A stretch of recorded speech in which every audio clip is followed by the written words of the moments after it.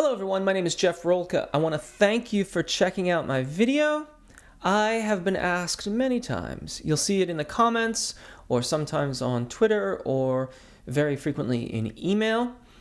Questions about how to make the determination of what your voice designation is. Are you a soprano, mezzo, alto, tenor, baritone? All of those things. Those are the voice designations. They're often referred to as ranges, and in the sort of vocal pedagogical world, they're often called FACH, F-A-C-H. And I'm going to walk you through the process that can help you make a determination about what your voice range is. I want to thank you in advance if you've chosen to subscribe. I really appreciate it. It really helps the channel. And if you haven't yet, please consider doing so now. And when you do ring the bell so that you get updated on my new videos as they come out just about every week. There are many other ways that you can support this channel, and those are in the description. So, couple things first to get started. One, the voice FACH system is primarily for designating classical vocalists so that they can get a better understanding of what roles in opera they are suited to undertake. That's the main purpose of this system. If you are a popular music singer, in my opinion, it is more important to understand how your voice works rather than necessarily trying to fit yourself into one of these FACHs. Worse than all that is to sort of croak out a low note and then squeeze out a high note and then look at Wikipedia and see that, oh, well, that's the low note there and that's the high note, so I must be this. Making the determination about your vocal range has a lot more to it than just the lowest note that you can possibly sing and the highest note that you can possibly sing. It's also the tendencies in your voice and where the registration events are. Different teachers may have a different opinion about what your vocal range designation is. So you might go to one person and they might listen to you sing for a while and have you run through some exercises and they'll say, oh, well, you must be XYZ.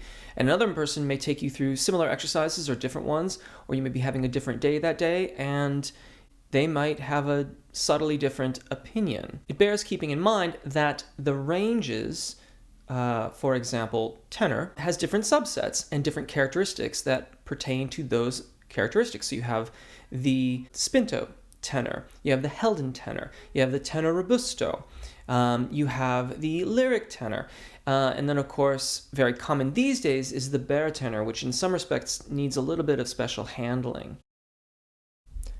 3 steps to work towards determining your voice type. Step 1, alignment of your vowels in your thyroarytenoid dominant singing voice.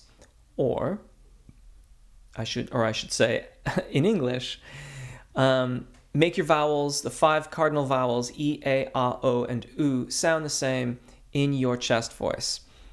Now, you're going to have to kind of experiment with where your chest voice is. And we're going to do that by noticing when it gets a little bit strident with the narrow vowel shapes. But when you first start this process, find a very comfortable place where you can sing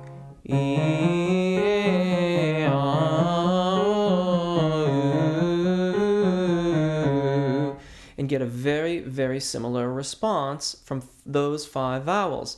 If you've never had vocal instruction, if you've never watched on YouTube for a while and practiced along with the thought in mind that those vowels should resonate and respond similarly in the same range, then it may take some practice to get those vowels in alignment.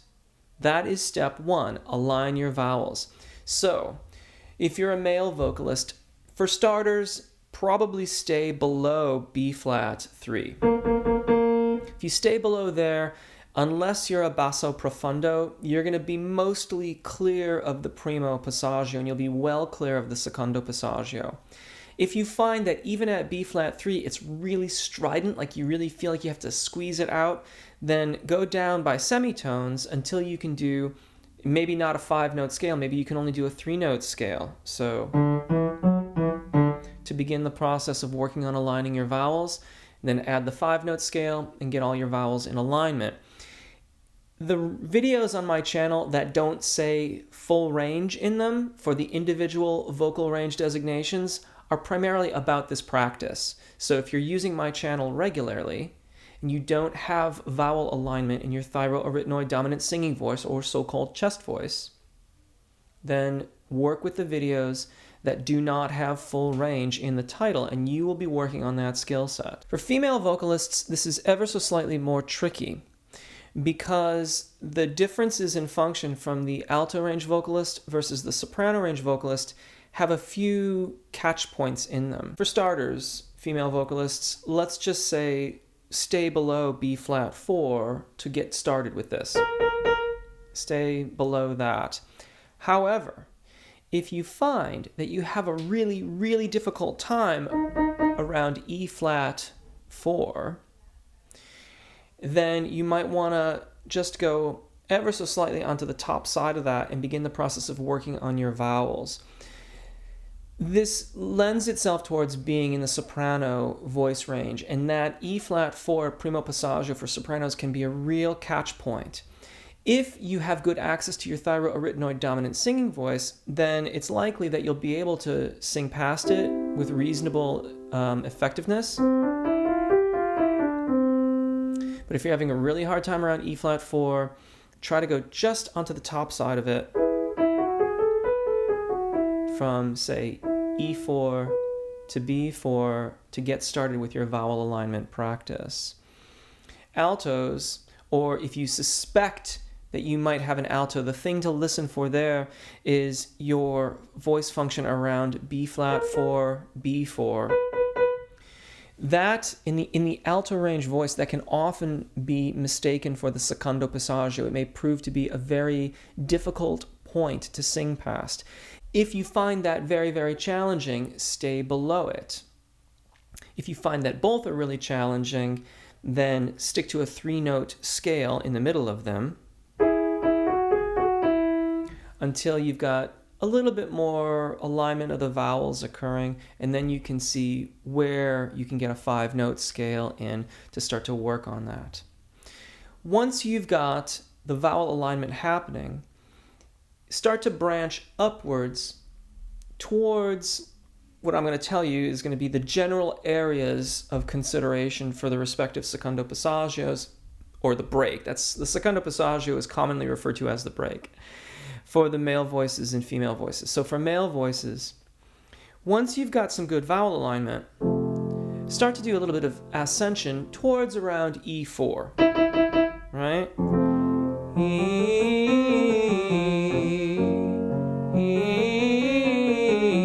And you'll notice that at some point,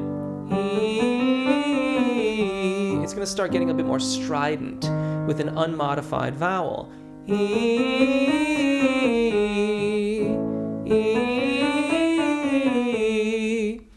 And that stridency is an indication that the vocal fold is wanting to do some elongation, but you need to practice that elongation.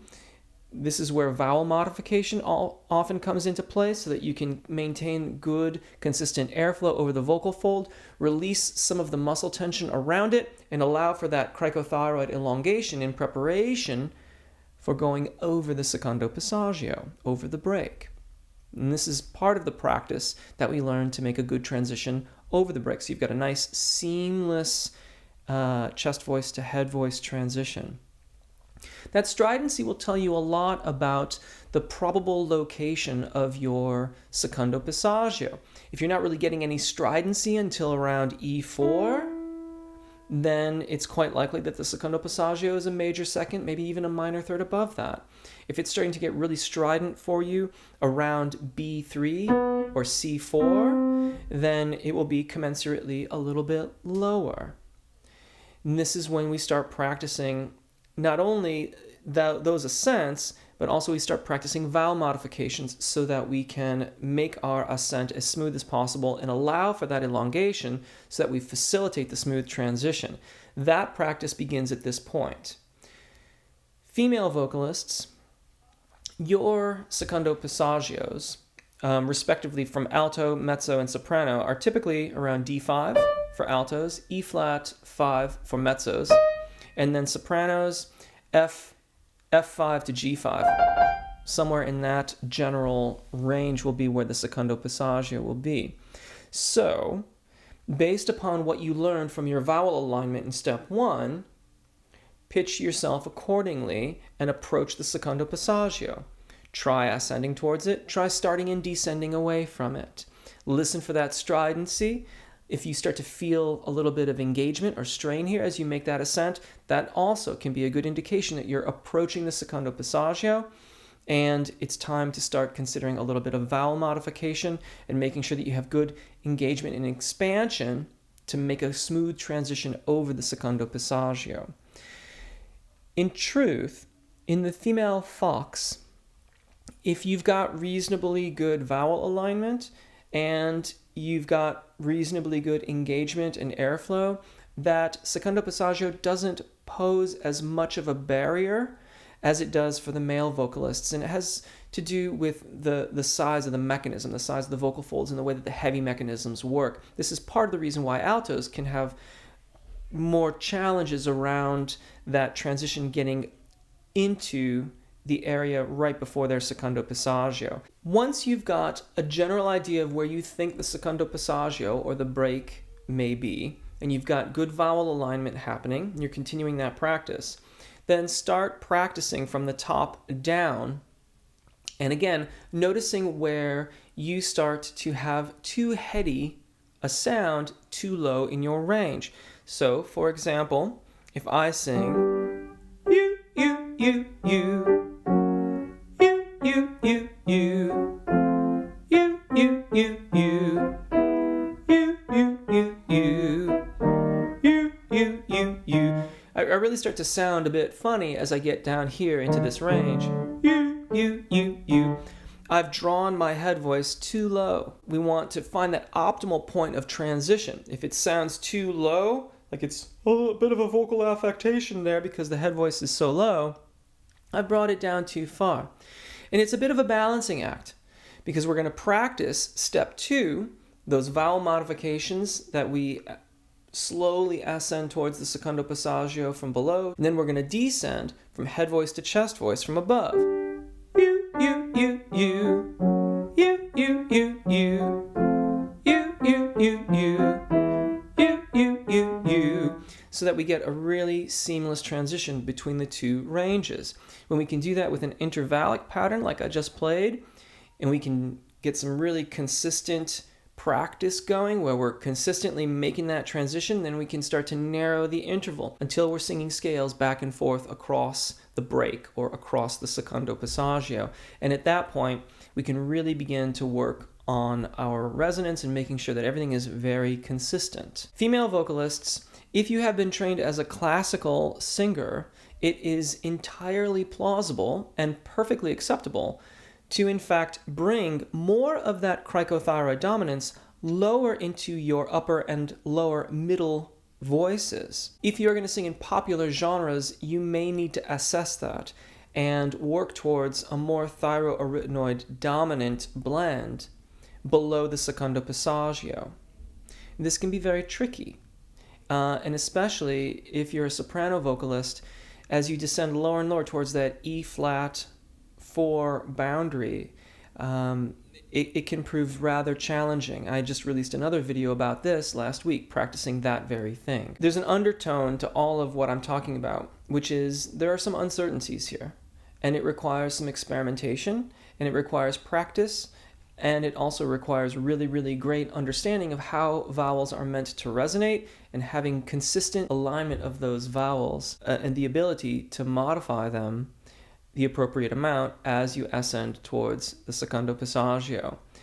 If your modification practice is a bit willy-nilly and gets out of control, then it's quite likely that you might find your vocal folds abducting or separating as you approach the secondo passaggio.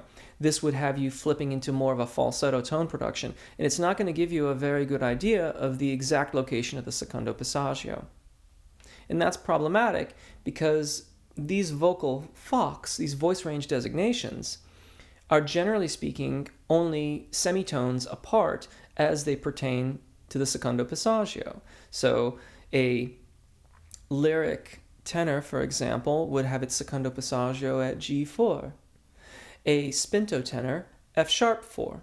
If your vowel alignment is inconsistent, you could easily one day do one and the next day do the other. Push a little bit too much and seem to think you have a G4 transition. The other day, not so much, and have something entirely different. Equally, spinto tenor, F sharp 4, tenor robusto, F4. Oftentimes, too, that's called the barotenor. One day, you might find yourself in one location, one day another, until you really have consistent phonation, consistent singing, consistent control over these vowels, and how you approach the secondo passaggio and how you descend away from it. So I really, really hope that helps. I am aware that in just watching this video, you may not walk away from it and say, now I know my voice range designation. I know my foc. The truth of the matter is that it requires a bit of practice, and it requires quite a lot of specific information about how your voice operates. I left out all sorts of information about different areas of your voice and how the vocal response in the lower middle range of your voice might be, or how your voice responds in the middle of your range and what that can tell you about your foc. Those things you can read online, or you can read textbooks and they'll tell you a lot about that. Those are things that also need to be considered in order to make the determination about your voice range designation, or foc. If you have questions or comments, please drop them in the comments section. I'd love to check them out. You can also find me on Twitter. My name is Jeff. Take really good care of your voices, enjoy singing, and hopefully we'll see you again. Bye.